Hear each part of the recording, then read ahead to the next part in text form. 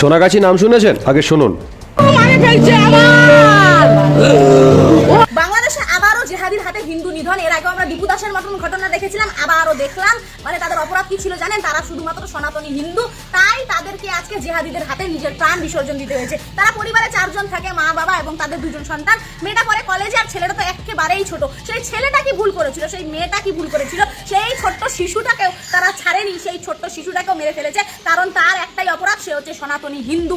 আর দীপু দাসের ঘটনা তো আমরা প্রকাশ্যে একেবারে আগে যে জ্বালিয়ে দিয়েছিল সেটাও দেখেছিলাম। আমি শুধু একটা কথা বলতে চাই, এই যে বাংলার বুকে যারা অন্নপূর্ণা ভান্ডারের টাকা পায়নি, পিচ কামড়ে কান্নাকাটি করছেন না আর বলছেন চোর সরকার আমাদের ভালো ছিল, বুক টুকে বলছেন পারলে পরে 3 মাসের মধ্যে চোর সরকারকে আবারও ফিরিয়ে নিয়ে আসবেন, তাদেরকে বলি, আমি জানি সনাতনীরা একটু বেশি আবেগী হয়, যা দেখে সেই নিয়ে আবেগে ভেসে যায়। 3000 টাকার জন্য আজকে যেরকম কান্নাকাটি করছেন, যদি বাংলায় পরিবর্তনটা না হতো না, আমার কথাগুলো হয়তো শুনতে খুব খারাপ লাগবে, কিন্তু এই পরিবর্তনটা না হলে, চোর সরকারটা থাকলে পরে আজকে অন্নপূর্ণা ভান্ডারের জন্য রাস্তায় বসে পিচ কামড়ে কান্নাকাটি না, আজকে আপনাদেরকে বিধবা ভাতার লাইনে দাঁড়াতে হতো এবং নিজের স্বামী সন্তানের জন্য চোখের জল ফেলতে হতো। এদেরকে বলা হয় সরকারের ফালতু কুত্তা।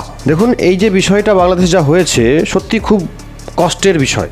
তবে সেই কষ্টের বিষয়টাকেও এইরকমই, কি আর বলবো, টুম্পা তুমি খুব ভালো মেয়ে আমি জানি, তবে এরকমই চেটো না, এত চাটলে হয়। বাংলাদেশে যেটা হয়েছে, আমি বলতেছি দুঃখিত, ওরা কোনো মুসলমান করেনি, সেটা প্রায় সবাই জানে। সিদ্ধার্থ দাস, মুগ্ধা দাস। টুম্পা, তোমার লজ্জা লাগে না তো? তুমি মেডিকেল শপে গিয়ে কোনো দাদু বা কাকুকে বলবে যে লজ্জা লাগার ট্যাবলেট দাও। এই যে বললাম কিছুক্ষণ আগে সোনাগাছি, তোমাকে সোনাগাছিতে ভর্তি নেয়নি, সেই জন্য কি তুমি সনাতনকে নিয়ে এভাবেই ছিনিমিনি করে নিজের পেট চালাচ্ছ? কি জন্য তুমি কথায় কথায় শুধু জিহাদি মুসলিম হ্যান ত্যান করতেছ? লজ্জা লাগার ট্যাবলেট খাও।